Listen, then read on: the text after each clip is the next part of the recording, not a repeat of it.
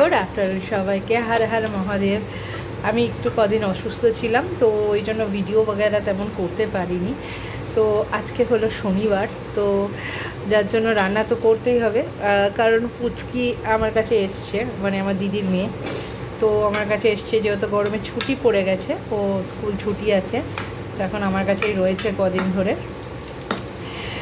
তো আজকের শনিবার নিরামিষ, তো সেই জন্য আজকের মেনু হচ্ছে তোমাদের দেখাচ্ছি। মাত্র আলু ভাজা হচ্ছে, চাকা চাকা করে আলু ভাজা, আর হবে আলু পটলের তরকারি, আর সঙ্গে রয়েছে ভাত। ব্যাস এই হলো আজকের মেয়ে। তেমন কিছু করব না যেহেতু শনিবার।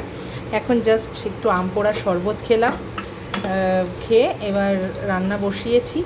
এবার রান্নাটা হয়ে গেলে তারপর খেতে দেবো। আলু পটলের তরকারিটা এখন করব, যেহেতু আজকে শনিবার, তাই শুধুমাত্র ভেবেছিলাম শনিবারে তো আমরা পেঁয়াজ রসুন খাই না, আমাদের শনিবারে নিরামিষই হয়। তো আলু পটল ঘি গরম মশলা দিয়ে আলু পটলের তরকারি করব। আর আমার না আগাগোড়াই একটু শুকনো শুকনো খেতে ভালো লাগে, অত ঝোল ঝোল ভালো লাগে না।